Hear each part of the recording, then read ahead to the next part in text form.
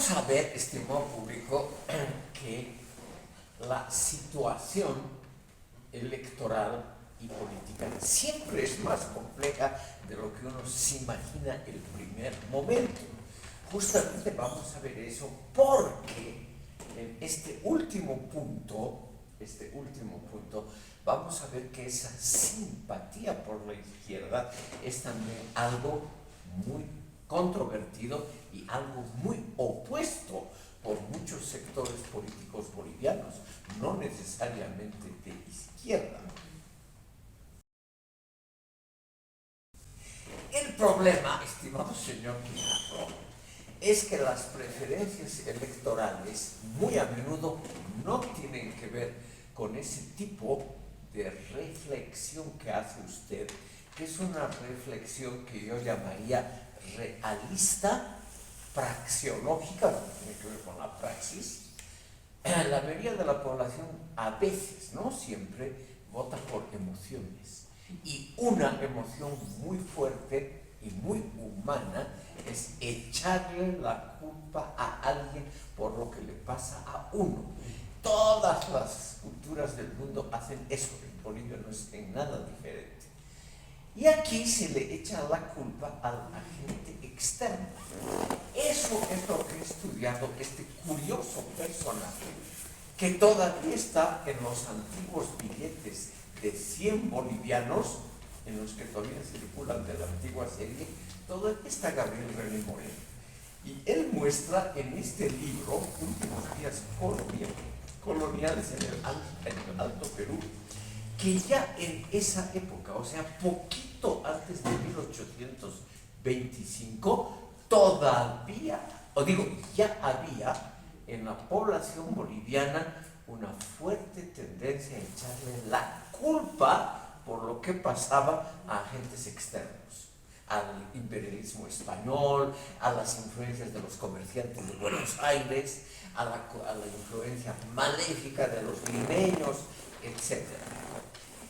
Él ha compilado una serie muy interesante de testimonios sobre cómo personas normalitas, o sea, personas que escriben carta a la familia, también pueden leer ustedes lo mismo en un volumen compilado por Mariano Baptista Gumucio, que se llama Cartas para comprender la historia de Bolivia, que también es un libro de la Biblioteca del Bicentenario. O sea, se ha vuelto un clásico. Cartas para comprender la historia de Bolivia incluye muchas cartas de la época colonial. En la época colonial, como no habían redes sociales ni nada por el estilo, la gente todavía escribía cartas al antiguo y muchas se han conservado. Y en esas cartas, que la mayoría casi todas son familiares, sin embargo, como había mucho tiempo y la gente no tenía televisión ni las diversiones actuales, etc., soltaban un poco la lengua sobre lo que pensaban. Por ejemplo, hay una serie de cartas de un padre famoso, oidor de la audiencia de Charcas, o sea, un alto empleado de la burocracia española, que le da consejos a su hija. Le da consejos cómo debe tratar al marido, muy interesante. Le da consejos cómo engañar al marido sin que el marido note. A la hija le da consejos muy sabios y muy buenos. Unas tácticas muy buenas, porque él sabe como varón cómo uno puede ser engañado. Entonces a su hija amada le da unos consejos. Bueno, pero eso es aparte. En las cartas también se trasluce lo que pensaba mucha gente. Como ya había esa ligera decadencia de la plata, ya no era el siglo XVII, que fue el más glorioso de la explotación de plata, sino que en el XVIII ya, y sobre todo a principios del XIX, la producción de plata se había reducido muchísimo. La gente se preocupa, ¿por qué ocurre esto? Y la respuesta por el por qué, que es siempre una pregunta por causas profundas, a menudo es echar la culpa a lo que uno cree que es el enemigo. Entonces ahí estos tipos dicen, no es que el Cerro Rico de Potosí esté bajando la ley, no, es que los comerciantes de Buenos Aires nos ponen condiciones cada vez más difíciles. son los limeños que nos hacen una competencia desleal, son los mexicanos con las minas de Guanajuato y Zacatecas que nos hacen una competencia desleal y han hecho bajar el precio de la plata en el mercado mundial. Es decir, siempre se busca a un extra, a alguien que está fuera del propio contexto, como si fuese el causante, es decir, la fuente de los males del país. Todas las sociedades del mundo hacen eso. Los nazis en Alemania, el Partido Fascista Alemán, lo hizo brillantemente con un éxito de público enorme al acusar a la pequeña minoría judía de todos los males de Alemania y de la pérdida de la Primera Guerra Mundial. Entonces, eso, estimado público, tiene una influencia electoral, tal vez no decisiva. Por ejemplo, en esta última elección que acaba de pasar hace pocos días, este problema de imperialismo o no ha jugado un papel secundario. No ha sido, como yo me acuerdo de mi niñez y juventud, por ejemplo en las elecciones del 51, cuando el tema del imperialismo era realmente extremadamente importante y se creía que los varones del estaño eran la punta de lanza del malvado imperialismo, lo cual nunca pudo ser probado. Bueno, entonces vemos aquí estos factores externos. A toda velocidad, seguramente se conjuncionaron a principios del siglo XX varios factores simultáneamente. Seguramente el más importante ha sido la amenaza chilena de cerrar el libre tránsito, porque se había firmado un acuerdo provisional en 1895. Y ese tratado, ese pacto, refrendado por el Parlamento boliviano y por el chileno, ya preveía el libre tránsito para mercaderías bolivianas a través del territorio que Chile acababa de conquistar. Sin embargo, eso era resistido aquí. Todavía había muchas voces importantes que creían en la posibilidad de una reconquista o, más realistamente, en la posibilidad de la cesión de una franja, cosa que estaba en el Tratado de 1895.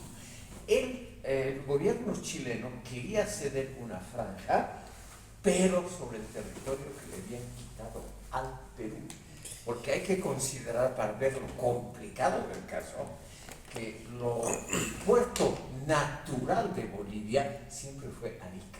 La inmensa mayoría de las exportaciones en la época colonial no fueron por el puerto de Antofagasta, que no existía en la época colonial, sino por Arica. Ese era el puerto natural. Y esa región de Arica, junto con Tacna, fue quitada al Perú, no a Bolivia.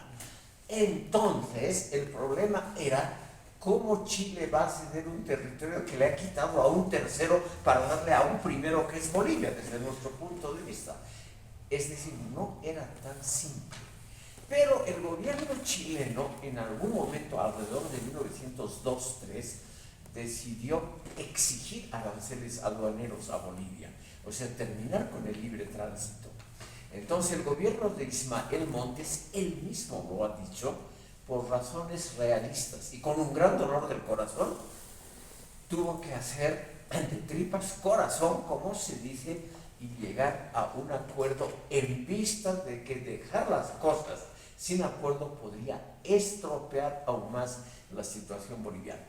Es un simple cálculo de realismo. Firmamos un acuerdo malo para impedir una situación aún peor. Estimado público, es el clásico cálculo del mal menor. Es un mal firmar ese acuerdo, pero la situación puede empeorar aún peor si no lo firmamos. Ese fue el argumento principal. Un apunte a lo que usted decía.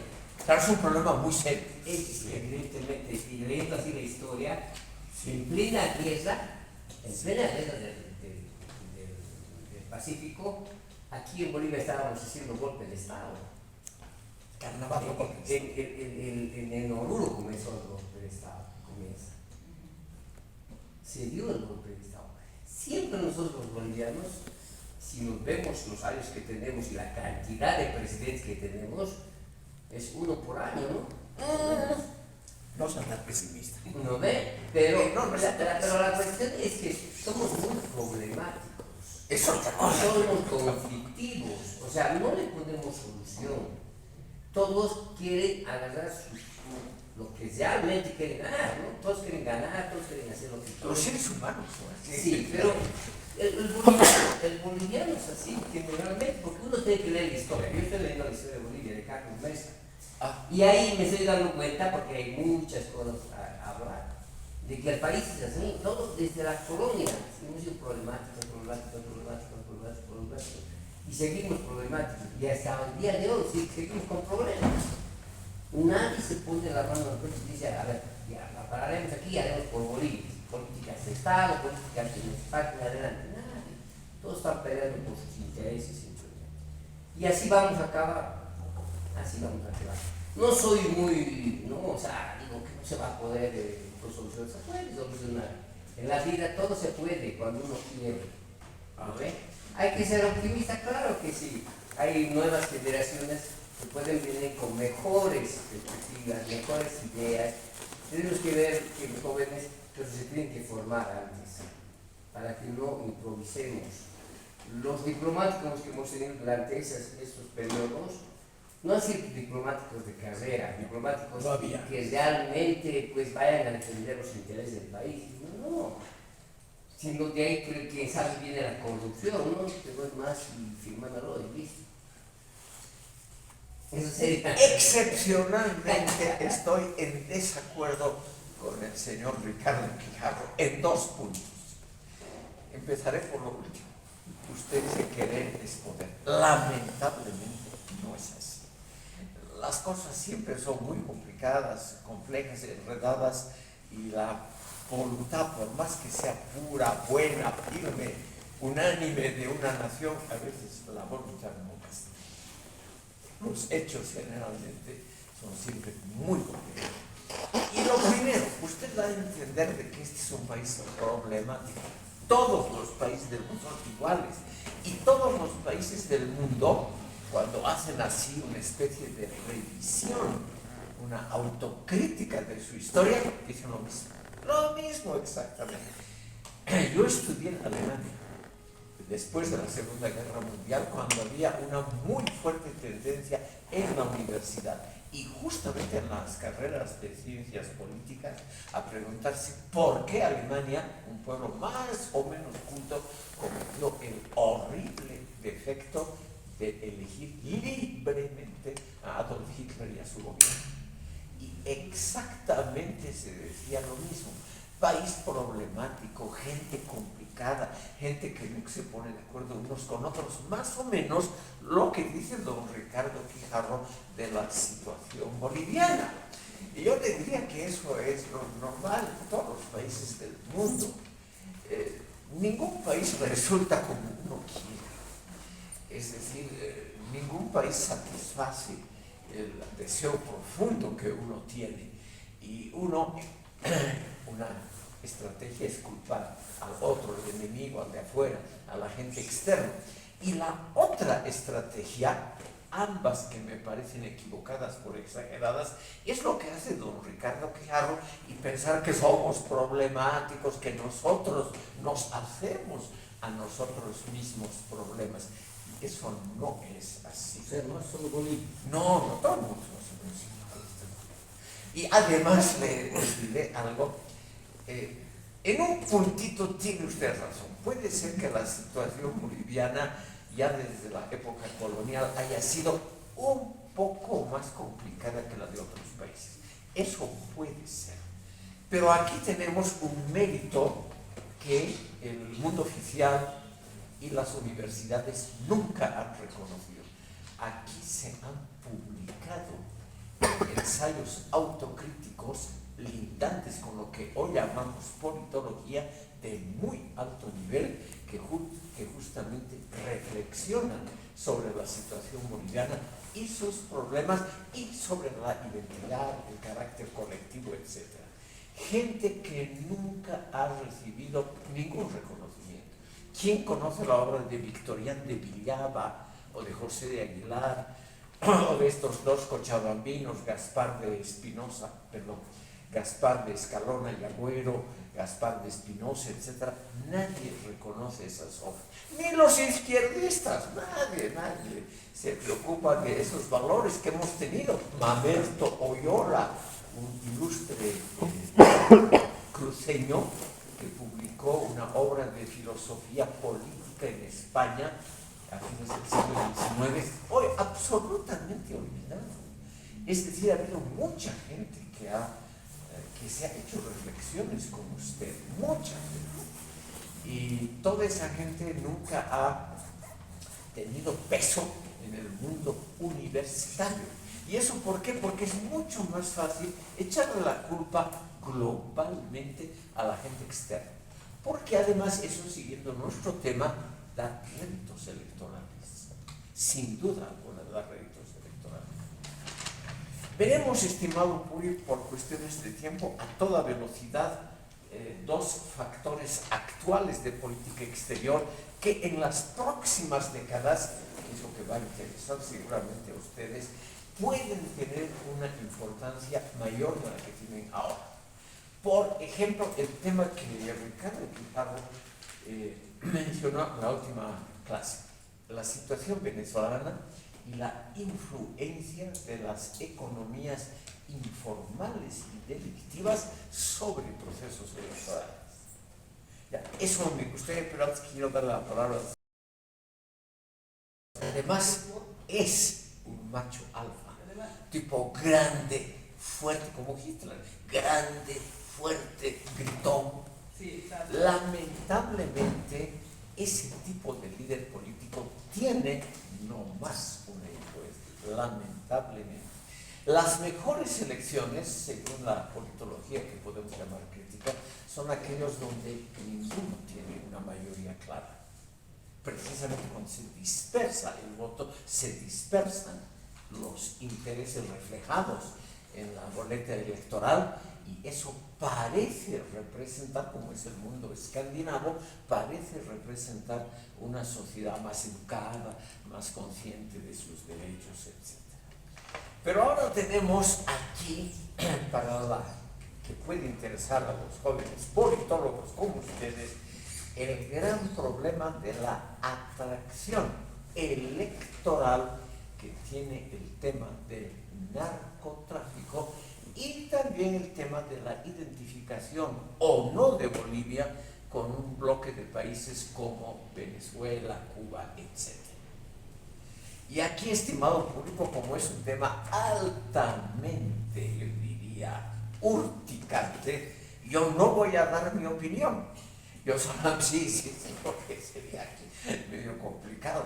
Pero yo diría simplemente, estimado público, que no sé si ustedes han leído las noticias de los últimos días, lentamente se está constituyendo un bloque mundial constituido en este momento por China, Rusia, Corea del Norte, Irán, con sus apéndices Cuba, Venezuela, Birmania y otros países menores, contra la llamada cultura occidental, que es vista como una cultura, en primer lugar, decadente, económicamente ineficaz en comparación con la China, eso es verdad. Y al mismo tiempo, esta cultura tiene un elemento emotivo que no hay que digamos, menospreciar, que es justamente la identificación con los líderes nuevos. Esa coalición China, Corea del Norte, Rusia, es pues la coalición de las potencias emergentes, las nuevas, contra las caducas, anacrónicas de Europa Occidental y Estados Unidos. Y eso tiene un atractivo fuerte en los votantes jóvenes. A los votantes jóvenes, me permito mencionarles, porque es un tema ahora muy discutido en la politología actual, para alegría aquí de las damas, existen 2 o 3 politólogas de nivel internacional como Nelly Arenas, una venezolana, o por ejemplo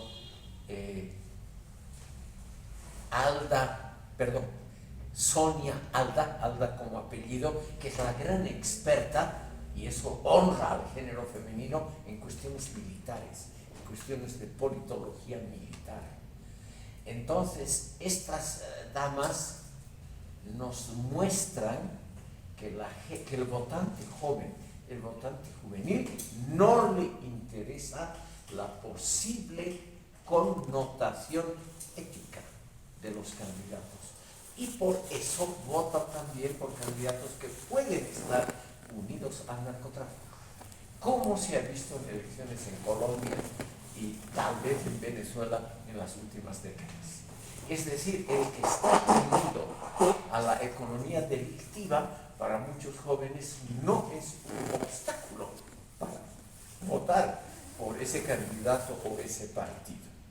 Y aquí viene naturalmente un problema muy interesante, porque esa nueva identificación con factores que parecen emergentes, fuertes, jóvenes, etc., como es el caso de las Fuerzas Armadas, de la Revolución Colombiana, o el ELN en Colombia, etc., tiene un atractivo mucho más fuerte que los partidos comunistas tradicionales.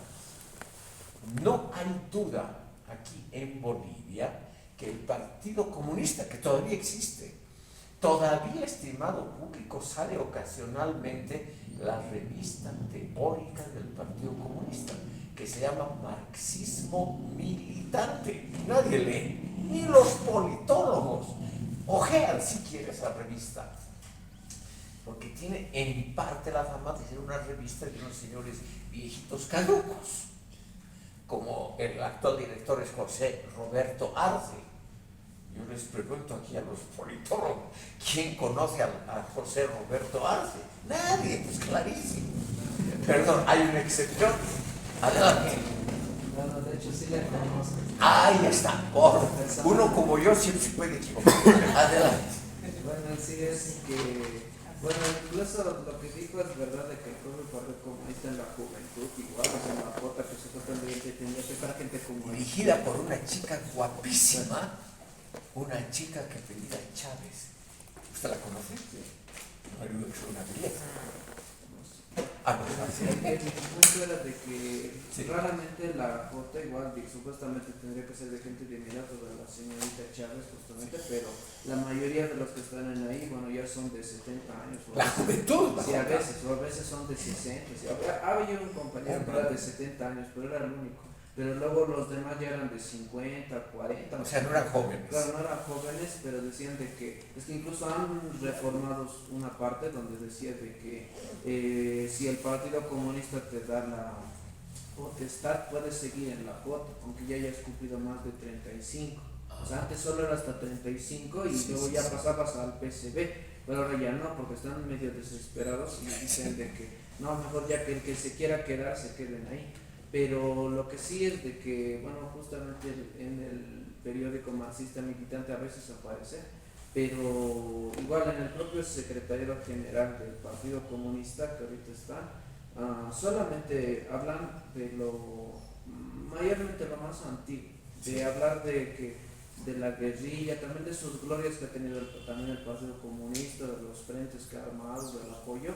Pero eso sí, tampoco yo le desprestigio mucho, porque al menos en su parte del magisterio de profesores sí tiene una fuerza muy importante y choca incluso con la que tiene el POR, por ejemplo. Y en ahí no existe el MAS, ni tampoco existe otro partido, por ejemplo, puede existir alguno, ¿no? Pero al final son como que esos dos bloques o el centro también están ahí, entonces ahí más o menos, ahí igual hay lucha electoral justamente, ¿no? Su dinámica del porismo, bueno, del POR y luego la del PCB, que en este punto PCB también tiene sus virtudes, entonces constituye muy bien esa dinámica y también en Cochabamba.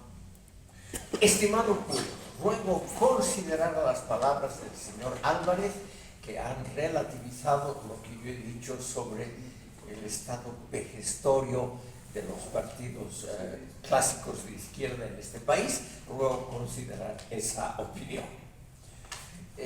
Veremos, estimado público, este problema que realmente va a tener lugar o va a ser importante en los procesos electorales de los próximos años, en los cuales tal vez ustedes van a estar presentes. Es decir, la alineación de Bolivia con ese bloque emergente, Rusia, China, Corea del Norte, etcétera, o con las potencias vetustas como Europa Occidental y Estados Unidos.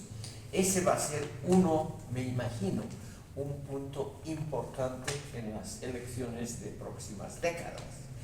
Y ahí, como dice Nelly Arenas, esta notable politóloga venezolana, el problema de la ética, lo que señala Ricardo Quijarro, los valores morales van a caer en importancia, en relevancia para la elección de un candidato. Por ello, el que sea uno aliado o uno mismo, como lo hace claramente el ELN en Colombia y las FARC en Colombia también, claramente se dedican al narcotráfico. Y eso ya no es un elemento negativo para el elector joven. Al elector joven le importa un pito si eso es ilegal, antimoral, antiético, no le interesa. Para el elector joven es una forma de ganarse la vida y encima producir una sustancia que arruina a la juventud norteamericana por doble sentido, es algo muy favorable. ¿Ya? Eso es lo que ella dice, Nelly Arenas, que el elector joven en Colombia y en Venezuela más bien se alegra de elegir a alguien o a algún partido que tiene nexos con el narcotráfico, porque eso es un golpe doble a los Estados Unidos, a la economía del país y a la juventud futura. Es arruinar al enemigo. Y por eso es algo más bien éticamente bien visto. No sé qué piensan ustedes. A ver, el señor Fernández aquí.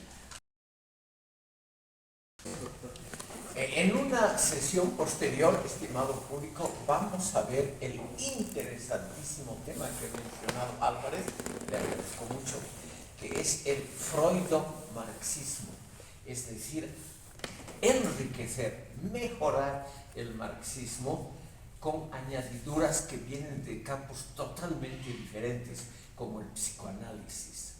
Porque realmente preguntarnos por qué ha ocurrido el fenómeno muy estudiado, por qué las masas de trabajadores que hasta 1930 elegían en el proceso electoral obedientemente a los dos grandes partidos de izquierda, la socialdemocracia y el Partido Comunista, esas enormes masas, eran millones de votantes, eligen a alguien de la extrema derecha, alguien que está totalmente en contra de los derechos de los trabajadores, de mejoras salariales, etc. Como dice Álvarez, hay un elemento también de masoquismo puritano. Y aunque parezca raro, puede ser un factor electoral importante y probablemente en Alemania e Italia fue hasta decisivo. Ahora, el caso de Milei, yo la verdad no conozco mucho, pero a mí también me sorprende que un tipo de nivel cultural no muy bueno, que se dedica a usar un lenguaje realmente muy sucio y que es conocido por amar más a los perros que a las mujeres, tiene creo 6 perros o algo así, ha hecho clonar a uno de sus perros amados para que viva para la eternidad con procesos de clonación infinitos. Ese tipo a mí me parece que está medio loco, pero eso no le quita que sea extremadamente popular y justamente entre sectores juveniles. Entonces, estimado público, lo que tenemos aquí en este curso son problemas actuales muy interesantes que no podemos dejarlos de lado por la importancia que tienen en procesos electorales, pero que la politología, digamos, clásica, incluyendo la marxista, nunca ha mencionado. si ustedes leen las obras de los tres grandes pensadores bolivianos de la izquierda, Zabaleta, Almaraz y Quiroga, Marcelo Quiroga, ninguno de los tres ha incursionado en ese campo, ninguno. Y realmente es un tema muy interesante. La señora Verónica nos va a contradecir. Para evitar un malentendido, yo quisiera indicar aquí muy claramente que yo comparto los puntos de vista sobre temas pedagógicos explicitados por usted, señora Verónica, y por don Ricardo Quijada. Yo creo que ninguna sociedad a largo plazo puede desarrollarse adecuadamente si no hay también una buena educación en valores éticos. Yo creo que eso realmente lleva generalmente a un desastre nacional si no se ha insistido en una buena educación. Yo comparto estas ideas. Pero al mismo tiempo, señora Verónica, lo que usted dice lo han dicho ya pensadores griegos hace 2500 años. La juventud de hoy es superficial, no es como la juventud nuestra, dicen estos señores, como por ejemplo Platón en la República, no es como la juventud nuestra que tenía valores, etc. Es una juventud que se va por lo fácil. Exactamente esos argumentos han sido ya usados hace 2500 años. Para terminar, le daremos la palabra aquí a la señora y luego al señor Álvarez. ¿Cómo es su nombre para anotar, para mejorar la nota?